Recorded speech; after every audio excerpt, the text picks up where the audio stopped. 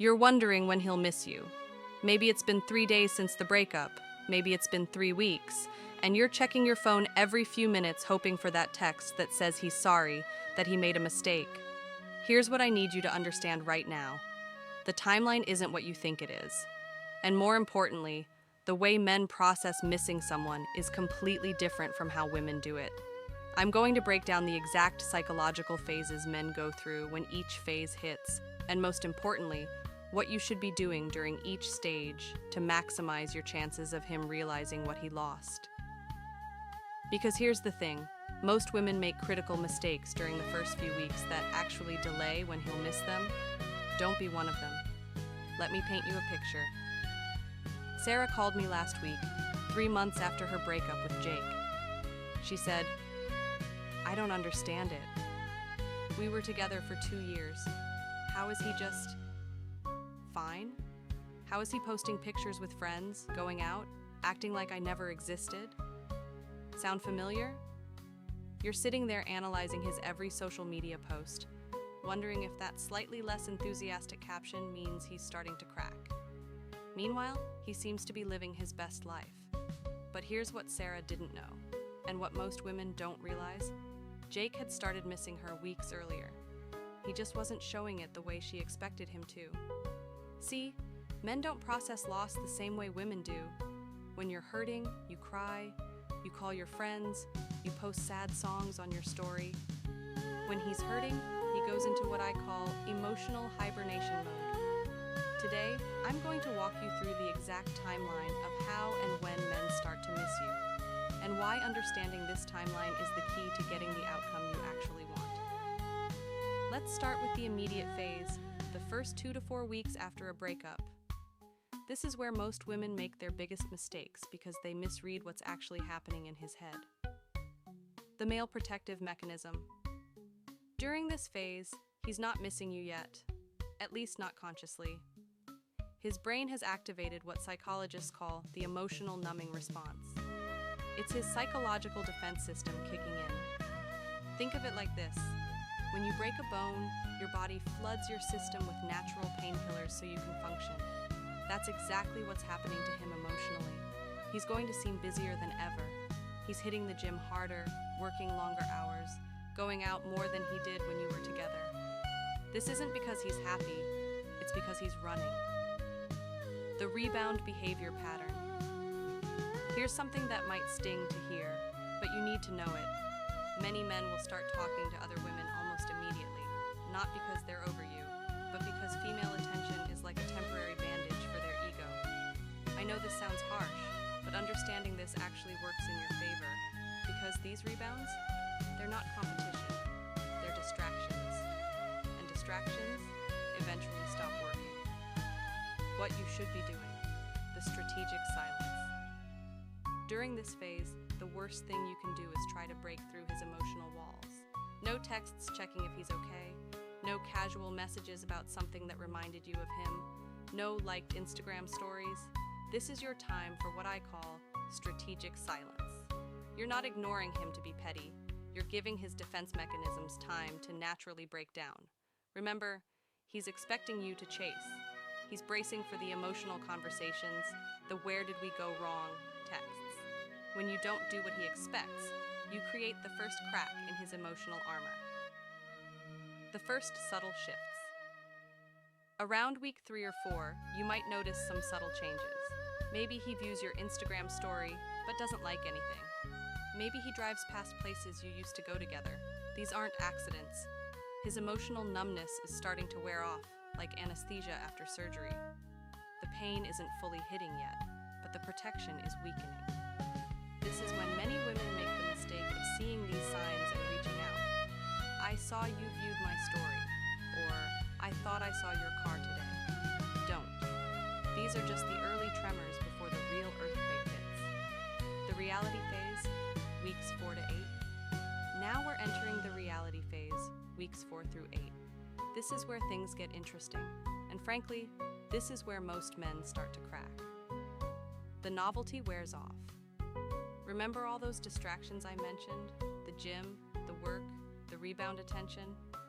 By week 4, the novelty starts wearing off. That new girl he's been talking to? The conversations feel shallow. His friend's encouragement to get back out there starts feeling hollow. Here's what's happening psychologically. His brain is starting to crave familiar comfort instead of new excitement. And you? You were his familiar comfort for months, maybe years. The comparison trap. This is when the comparisons start. The new girl doesn't laugh at his jokes the same way. She doesn't know he likes his coffee with just a splash of cream. She doesn't understand his reference to that inside joke you two had. Every small interaction becomes a reminder of what he lost, even if he's not ready to admit it yet. I had a client, Marcus, tell me, "I didn't realize how much she just got me until I was explaining basic things about myself to someone new for the 100th time." The emotional defenses crumble. Around week 5 or 6, something shifts. Maybe it's a song on the radio. Maybe it's finding something of yours he missed when packing up. Maybe it's just the cumulative weight of your absence. But his emotional walls start to crack.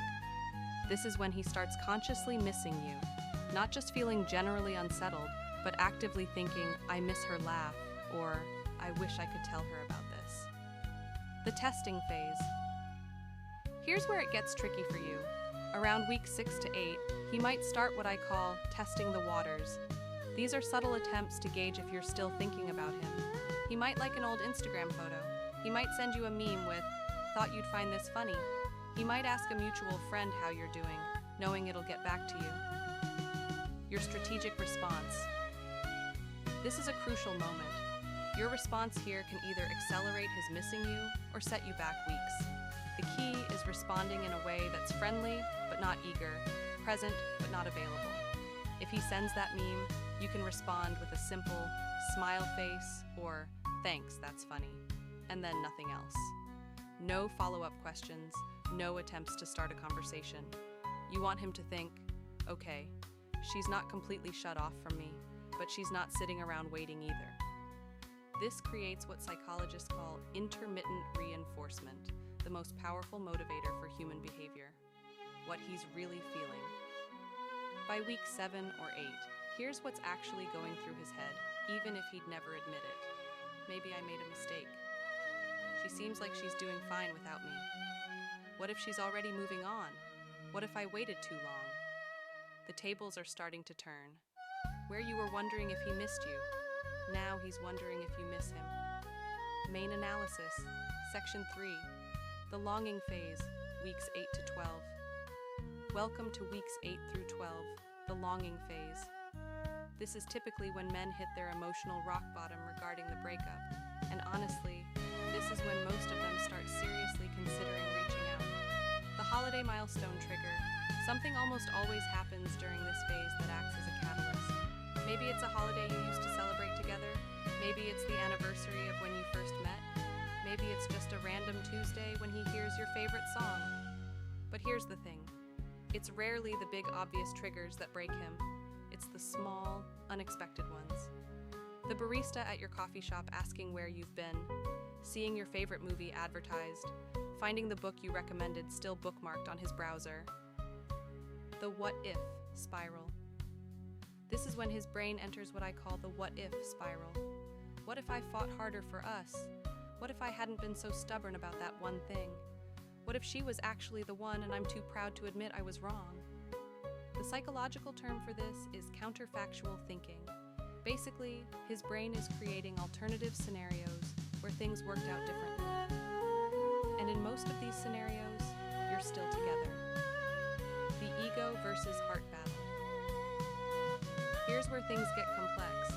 By week 10 or 11, his heart is screaming at him to reach out to you, but his ego is saying, "She should reach out first," or "What if she rejects me?" This internal battle can last weeks.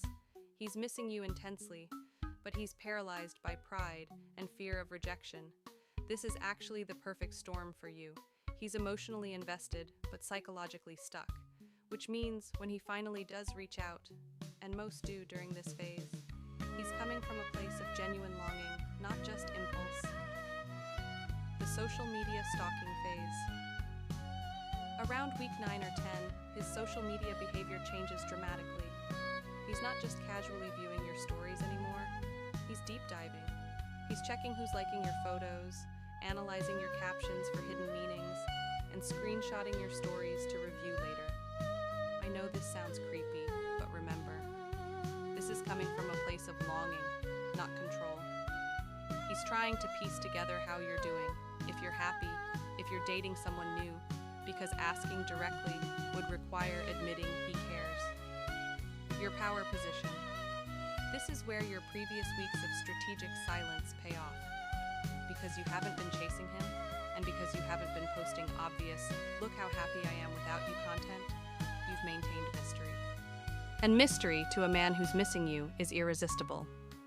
Your occasional posts show you're living your life, but they don't give away too much. He can see you're not completely destroyed, but he can't tell if you're over him either. This ambiguity keeps you in his thoughts constantly. The breakthrough moment. Somewhere around week 11 or 12, most men hit what I call the breakthrough moment. This is when they stop fighting their feelings and admit to themselves that they made a mistake. This is when you're most likely to get that call, that long text, that "can we talk" message. Not because he's bored or lonely, but because he's genuinely realized what he lost. Main analysis. Section 4. The variables that change everything.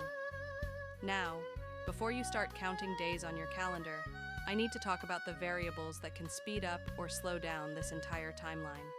Because every situation is different, and understanding these factors will help you calibrate your expectations. Length of the relationship. A 3-month relationship versus a 3-year relationship will have completely different timelines. The longer you were together, the more integrated you were into his daily life, and the longer it takes for him to fully feel your absence. Short relationships, under 6 months. He might start missing you around week 3 to 4. Medium relationships, 6 months to 2 years. Week 6 to 8 is typical.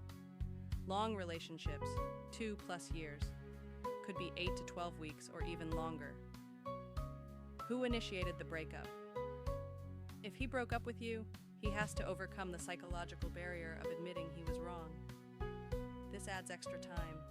If you broke up with him, his timeline might actually be shorter because his ego isn't invested in being right. His attachment style men with secure attachment styles process loss in a healthier, more direct way. They might reach out sooner. Men with avoidant attachment, the most common, will fight their feelings longer and take more time. Anxiously attached men might cycle through the phases faster, but with more intensity. The circumstances of the breakup. A mutual, amicable split has a different timeline than a breakup that ended in hurt and anger. Counterintuitively, messier breakups often lead to faster realization and missing because the intense emotions create stronger neural pathways. His current life situation. If he's going through other major life stresses, work, family, health, his emotional processing might be delayed. Conversely, if he's in a stable, quiet period, he might feel your absence more acutely and sooner. Your post-breakup behavior. This is the big one. Women who chase, beg, or constantly reach out can actually extend the timeline because they're not allowing him to feel your absence. You're still emotionally available, so there's nothing to miss. Women who disappear completely, maintain dignity, and show they're moving forward, they accelerate the process significantly. Action steps. Advice. All right, now that you understand the psychology and timeline, let's talk about what you should actually do with this information. Because knowing when he'll miss you is only powerful if you use that knowledge strategically. Phase 1. The first month, master the art of silence. During his distraction phase, your job is simple. Become genuinely unavailable. Not playing hard to get, actually being hard to get because you're focused on yourself. Practical steps. Delete his number so you can't text impulsively. Unfollow him on social media. You can refollow later. Start that hobby you kept putting off. Book that trip you talked about but never took. The goal isn't to make him jealous. It's to genuinely redirect your energy into your own life so that when he starts reaching out, you're not sitting by the phone, waiting. Phase 2, weeks 4 to 8, the soft reopening. When he starts testing the waters around week 6 to 8, you can engage, but with boundaries. Think friendly, but not available for deep conversations. Response strategy. Acknowledge his reach-outs, but don't expand them. If he sends a meme, respond with, "Thanks," not "OMG, this is so us." If he asks how you are, say, "I'm doing well," not, "I've been thinking about you." You're showing him you're not hostile, but you're also not dropping everything to have long conversations. This creates that intermittent reinforcement that keeps you in his thoughts. Phase 3, weeks 8 to 12. Hold your power position. During his longing phase, this is when your restraint pays off the most. He's missing you intensely, and every small interaction carries huge weight. Power moves. Post occasionally, but about your life, not your feelings. If mutual friends mention him, be neutral. I hope he's well. Don't ask friends about him. Let any information come naturally. If he reaches out more seriously, don't rush into long conversations. The key is showing that you're thriving, not trying to make him jealous. There's a difference, and he can feel it.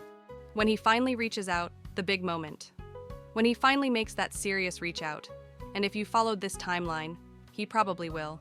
Here's how to handle it. Don't drop everything to talk immediately. Rehash all the old problems right away. Act like nothing happened. Be overly emotional or dramatic. Do. Take time to respond. A few hours, not days. Be warm but cautious. Listen more than you talk initially. Feel out his intentions before getting deeply invested. Remember, him missing you is just the first step. What matters is whether he's learned from the breakup and is ready to address whatever caused it in the first place. Protect your energy. Throughout, the most important advice I can give you is this.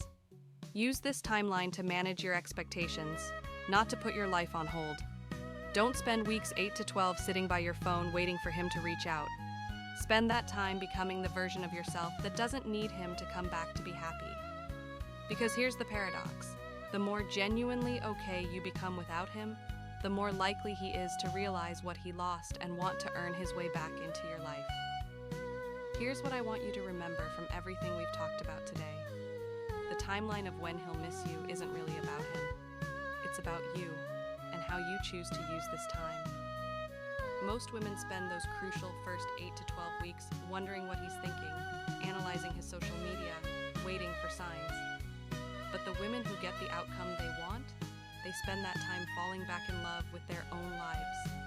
Because here's the truth. Whether he comes back or not, you'll be okay. And when you truly believe that, when you genuinely embody that energy, that's when you become irresistible. The timeline I've shared with you today is based on psychology and patterns I've observed over years of coaching, but every situation is unique.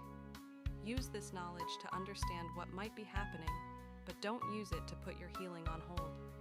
If this helped you understand the male psychology behind missing someone, subscribe for more insights like this.